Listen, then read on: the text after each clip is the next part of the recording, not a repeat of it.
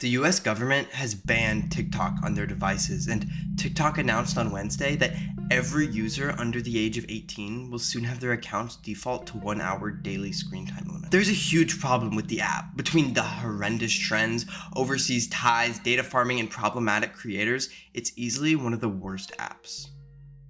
And one to remember, but not for the right reasons.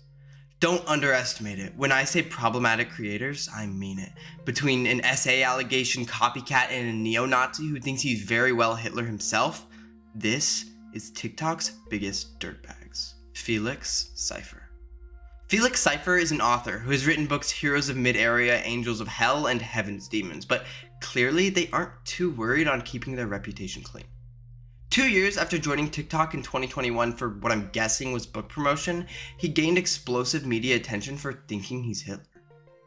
It all began on February 6, 2023 after Cipher posted a video showing off his new nose ring. But many's attention wasn't on the ring. Instead, his jacket, which had a Reichsadler pin attached to it. Reichsadler, also commonly known as the Imperial Eagle, is a symbol with strong ties to Nazi Germany. And after being called out, instead of maybe saying he was uneducated or finding another excuse, he doubled down hard. Alright, it's time to address the nose ring drama. So if you haven't seen my latest video where I made this new nose ring right here, people are essentially calling me every name under the sun because I had the Reichsadler on my jacket. So I need to tell you guys a little something about me. And you can call me crazy, you can call me whatever you'd like, any name under the sun. But I'm very in tune with my past and my past lives and lifetimes that I've lived before this one. My last life just so happened to be a very infamous one. Me offing myself was one of the first memories I had from that lifetime. It came to me when I was 5 in my nightmares. You can see right where I shot myself too. That and just so many other things throughout my life have connected me to my past. And you can go say, oh, go get on your meds again, you nutter. I've been on so many meds and none of them have changed what I saw when I was 5. And he went even further through Messenger on a conversation with TikToker Bat Corpse Cult. After she messaged him hoping he would admit it was all a joke, instead, he stuck to it, saying it wasn't, further explaining that when he was a child, he loved art, loved Germany, and had a nightmare. But that certainly isn't all. YouTuber Oompaville found Cipher's Twitlonger manifesto off his old and now deleted Tumblr account. In this manifesto, he stated that he's half Russian/Jewish and half German, so he was quote-unquote always awkward when it came to his Jewish traditions. He also proceeded by saying that his skin was never as olive as it should have been and he didn't have brown eyes. Cipher also recalls saluting his gym teacher when he was younger, clearly referring to a hail, which was heavily used in Nazi Germany during Hitler's reign to show respect towards him. Cipher's active past on Tumblr was even further confirmed after Twitter user by the name of Donglord posted a tweet reading, "Just learned about that Felix Cipher guy on TikTok," and I was like, I know I've heard of someone like that before, and I totally did. On Tumblr years ago, and I'm genuinely wondering if this is the same person, lol. Judging by the screenshot posted, it certainly wouldn't be anything out of the ordinary if this was him all along. By the way, not only did he claim to be Hitler in his past life, but before his TikTok account was banned, showed visible support for what Hitler and the Nazi Party stood for, including eugenics, which is essentially the belief that human race could be improved if reproduction was limited, even though his entire idea had been discredited and unscientific and racially biased. Luckily, as I did mention prior, Cipher's TikTok account was swiftly banned after all this came out, but just because he doesn't seem to be on TikTok anymore, doesn't make what happened any better. OnlyJayus. After blowing up on TikTok from her viral fact-telling videos, OnlyJayus, whose real name is Bella Rose Avila's text messages were leaked, and they showed her not only telling someone that she hopes their parents get cancer and everyone they love dies, but also calling them an N-word loving asshole. Supposedly, these messages were sent to fellow TikToker Frida Gemini, but regardless of who they were sent to, it really doesn't make a difference. Before this all came out, Jayus' career was thriving, and she was even given her own Netflix show titled Know It All. But once this was pushed into the spotlight, it was canceled, and along with Netflix, she was dropped by her other sponsors. Eventually, she apologized. In my past, I said disgusting things to people, and I am so ashamed of myself for using racist rhetoric and derogatory language to hurt others. But the screenshots and the things I've said in my past are not a reflection of who I am today. So I want to take this time to take a step back and share my platform with some amazing Black creators who are going to tell their story to try and educate others on the trauma that happens when we use this kind of language. In the apologies, which are commonly known as one of the worst internet apologies, she highlighted the idea of sharing her platform. And although this may have been her thought process at first, that seemed to have changed almost instantaneously. So this message is for you, OnlyJayus, and honestly, hopefully they don't take this down for harassment or bullying, because Auntie always has receipts. Now, you become a mutual of mine after your whole N-word debacle, said you want to collaborate with me. We email, and suddenly you've dropped off the face of the earth. So are Black people just tokens for you to use when you're ready to play? Because I can tell you one thing. If you were really truly sorry about what you said, you would not have lied and said you were going to do something you clearly aren't trying to do. What bothers me the most? I really gave you an opportunity. I really said, you know what, Aunt Karen? Let's see what she has to say. Let's see how we can mutually help each other. Instead, you're clearly not trying to do any of that. So why not just be racist? Just say you're racist. After reaching out to fellow TikToker Aunt Karen, JS ghosted her. Even though Aunt Karen's initial response was by no means well thought out, she did have a point. And eventually, the situation blew up after Aunt Karen proceeded to post several more videos about it. So JS responded. And then, so I am sorry for basically ghosting you. I didn't mean to do that. I just have a very chaotic schedule and ADHD on top of that, so I genuinely just forgot. It wasn't me trying to ignore you. You could have just hit me up again, but instead you decided to go public and try to add public pressure onto me, and that's not fucking cool, so I don't want to collaborate. This is what Black girls have to go through. Instead of just apologizing, you're going to put it on the Black girl. You're going to put it on me. OnlyJayus, if you watched my last video, that receipt, that email, was dated for 3/24. In your voicemail, you said I should have emailed you again. Baby, what's this? This you? April 4th, I emailed you. How many times do you expect me to message you waiting on you to continuously ghost me? Wow. After this, on her second account, Not JS, she responded again. Today's episode of What Are People Mad at Me For Now? Not checking my emails in a timely manner. I wish I was joking. I forgot to respond to an email from this creator that wanted to collab with me, and instead of just hitting me up again, they made 7 fucking videos about it! Can you please leave me the fuck alone? I have a diagnosed neurological disorder that makes me forget things and procrastinate due to time blindness. I forget to eat for days. I procrastinate sleep for more days. I barely text my family back, and I just had to move apartments because my address got leaked, and you're gonna throw a fit because I didn't make you my priority? Fuck off! Now, if you excuse me, I'm gonna go get drunk as fuck in Las Vegas to celebrate my 22nd birthday, and y'all can keep crying for my attention. As you can probably guess, that latter video has since been deleted, but overall, JS seems to still be extremely active on her social medias. As pointed out by others who have covered the topic, JS's biggest problem, aside from the racism itself, seems to be her inability to deal with hate. She very well may have changed since saying those horrible things, but after screaming and proceeding to post about it online, no one would know. Sienna Mae Gomez.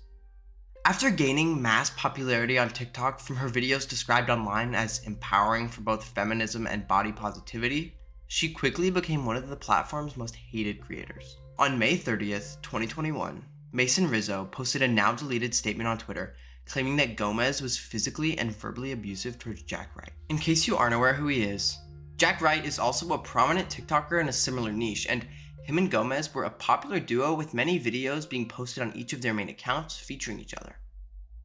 According to Vulture, who I also got the prior information on this case from as well, James Wright, Jack's biological twin, retweeted Rizzo's allegations in a now deleted tweet, adding, "This is why I couldn't just let it go and stay out of it." Jack then took to his Instagram, saying how Mason and James's only intention was to protect him.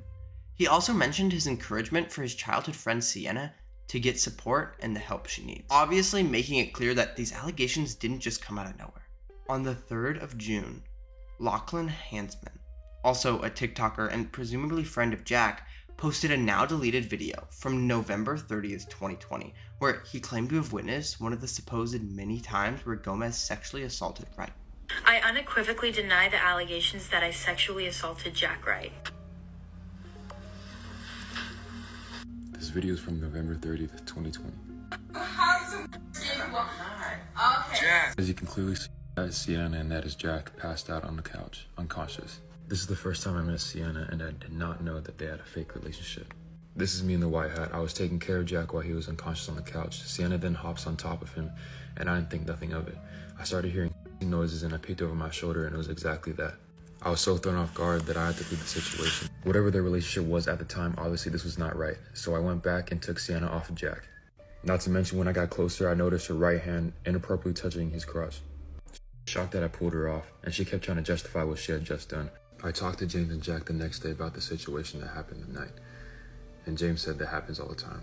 These are the facts and I'm a witness. After this, Gomez struck back with a 14-part TikTok series defending herself and admitting to nothing. This video is proof of nothing and instead raises more questions about Jack's issues and his friends' behaviors. Then, 6 months after releasing his initial statement through Instagram, a full-length 17-minute and 33-second long video titled "What Sienna Mae Did to Me" was posted on Jack Wright's YouTube channel. He began the video by thanking his audience for their support and patience. As it went on, he broke down his relationship with Gomez and revealed that Rizzo's initial tweets were deleted because Gomez's family reached out to try to get this figured out offline and Wright decided to follow that path.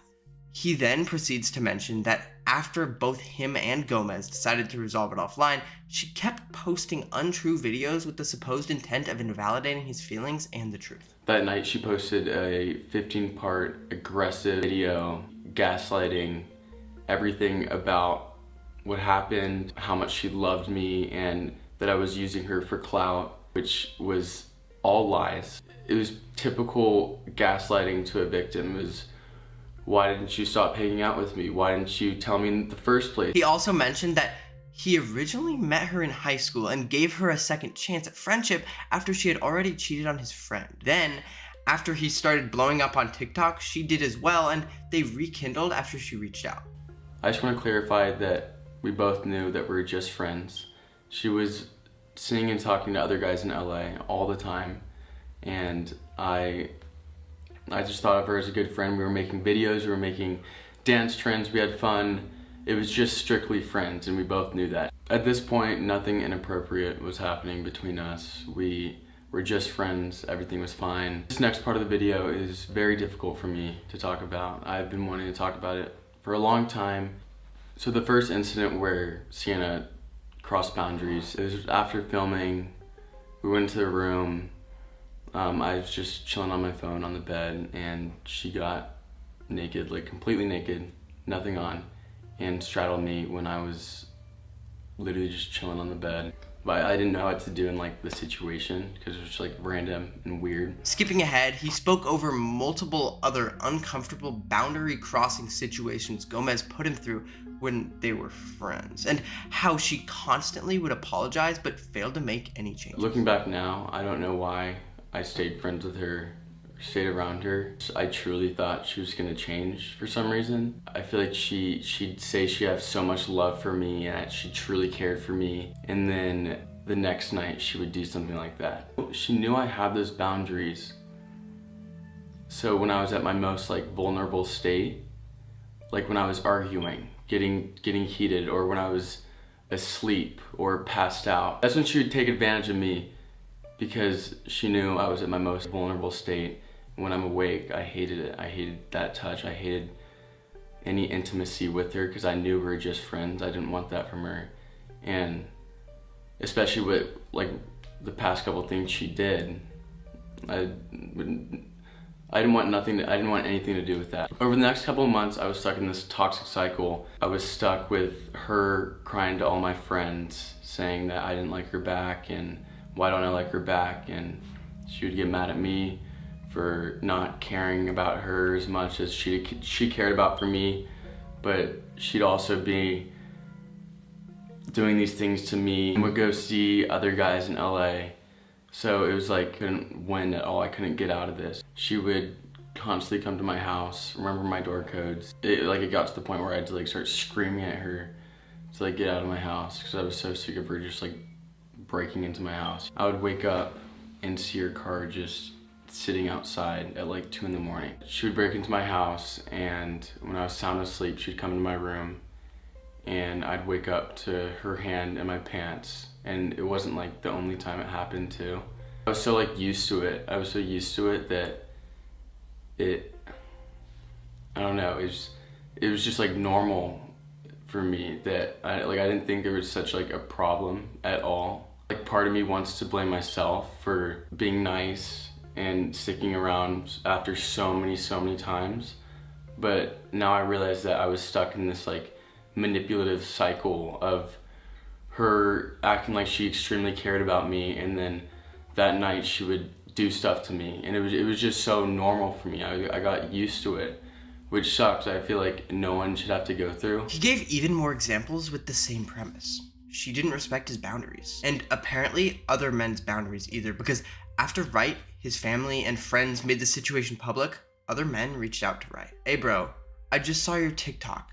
If it's about Sienna, she was also really aggressive towards me. Sienna low-key blanked me when I was hella drunk. The word is blacked out in the screenshot from Wright's video, but we can only assume that it starts with an R and ends with an ape. Sienna low-key did the same shit to me at a party. She grabbed my face and started to make out with me. It was so uncomfortable. He ended the video by mentioning that he got help in the form of solid support group and presumably therapy, according to him. He doesn't think he'll ever be the same person that he was before Sienna.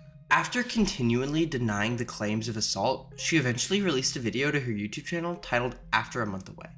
Although it's since been deleted off her page, it's still readily available online, going by Sienna Mae's apology video re-uploaded. We're all learning and growing, and more than anything, I'm beyond thankful for my family, friends, partnerships, and supporters. There's a song by Sam Smith that I think a lot of people my age can relate to. I hope this can inspire you. I wanna be wild and young. Although she didn't directly admit to anything, many assume it's somewhat of an indirect apology, mentioning how she's still learning, growing, and evolving as a person. The video continues with what many refer to as one of the worst apologies of all time. It's an interpretive dance routine to a Sam Smith song titled Young, which at the end gets real close to admitting her fault. I can't play the actual song due to copyright issues, but at the end of the song it says, if you want to judge me then go and grab your gun. I've done nothing wrong, I'm young. Or at least a fault of some kind, but by no means does she show any remorse. Although no charges seem to have been filed, with the perfect storm of both all the evidence against her and her lack of responsibility paired with her terrible quote-unquote defense evidence, it's not hard to see why she is easily one of the most hated creators on the app. Neumane. Now going by Kane on social media, Kane Trujillo grew a sizable following on TikTok after uploading a variety of skits, including his infamous I Can Take You There ones. Yeah, Lisa, you want I? Okay, I can take you there. Yeah. All you gotta do is say that one time. Hold on. Yeah. But as it turns out, many of these aren't even originally his. TikToker Joey Bailey uploaded a video showing just how copied Trujillo's content was. These videos showed, frame for frame, exactly what the other creator would post and Trujillo would copy. Okay, yeah, there's actually supposed to be a song playing, but that one also got copyright claimed, so you're just gonna have to hear my narration first. Okay, we're good, bye. After this video was posted, many more creators came out telling of how Trujillo essentially stole their content by not only giving them practically no credit, if any, but also by taking their audio and downloading it and repurposing it to make it look like it's original, so people have a harder time finding the actual original from his video. Since everyone coming out with their stories seemed to have affected Trujillo's reputation, he reached out to Bailey with the hopes of getting his video that exposed him taken down. Alright, now listen, bro. You can kindly take it down and we can just be chilling. I cut out. Yeah, you can kindly take it down and we can just, be cool and move on from all this shit. Or you can just leave it up and have a lot of enemies from here on out. He's like a supervillain. I honestly have to give him credit. Okay, quick update. So while I was in the middle of editing this, Neumane sent me another message saying that he's suing me for false accusations. First of all, I think he's just lying to scare me, but also, I don't think you can do that. Like, what is a judge gonna do about a TikTok? I don't know. I just feel like he's trying to scare me, and I'm not gonna let that happen. So anyways, back to the funny thing is, after he sent me that message, I actually did take down the video. Not because I was scared. I'm not scared of Flynn Rider. I took it down because I didn't want to become that drama TikToker, you know? There's already so much arguing and fighting on that app every day. I didn't want to add fuel to the fire. So I decided to private the video for about 1 day. My friends started texting me and asking me why I took down the video. So I just kind of thought to myself of what I was doing and why I really made that video. That's when I realized me making that video wasn't me starting drama. I was just standing up for myself. I was just standing up to someone who I felt like screwed me over. And that angered a lot of people. Aside from his one-on-one threats, Trujillo stayed pretty quiet throughout everything coming out, but he finally responded on a TikTok live. This is what happens when views and followers gets to your head. This makes me sick. It's not who made it first, it's who does it better. Who gives a fuck about some little copy content? Like, I'm an actor. I'm not a writer. I'm not a fucking storyteller. You give me a script, I will fucking nail that shit. And I'm not gonna think of it, no. But I'm gonna make yours better. Or make yours, good. Like, your shit is probably not as good, and that's why it's not performing well. Let me go on live, let's see how much shit I can get in the comments for copying content. Like, come on, man. And again, on the Sync podcast. So, like, because it's TikTok, is unoriginal content, like, okay? Yeah, it's fucking TikTok. Yeah. So I mean, everything there is fucking copy. If you want to fucking argue about it, let's argue, bro. I can debate about it all day. It's like, obviously on TikTok, the big thing is you do a dance trend and everyone does the exact same like dance, right? But on Vine, there was a situation where anybody copied. It was actually to a point in that year on that app where like people were forced to take the videos down. Yeah, bro. I think it's a weird thing, man. I get it. Like copying someone's content, you're like, bro, fuck you, man. Like that was my concept. That's like my hard work. But bro, it's TikTok, bro. Everything there is copied, dog. You know what I'm saying? Like I don't know what else to fucking say. Go on TikTok, bro. You're gonna see the same shit. Obviously, this didn't make too many people happy or intrigued to support him. But in recent times, it does seem like he's started crediting some of the people. If you dig deep enough through his comment section, you might see it, but he still doesn't make anything super clear. He also now uses the original audio tracks in his videos. He still has a lot of supporters because the fact is that many people just don't care if the content is stolen, as long as it's funny. In recent times, he had a boxing match with Blueface, but aside from that, he doesn't seem to be nearly as active on social media as before. He's only posted one video this year on TikTok, and the one before that was on Christmas Eve. And has been reposting his old TikToks on other platforms like Instagram and YouTube. Anyways, as you can probably guess, his comments are full of people calling him a copycat, because he is one. Although many TikTokers strive to spread positivity, they're easily overshadowed in the media by negative scandals of people who should have never had a career to begin with. Do you think it'll be banned?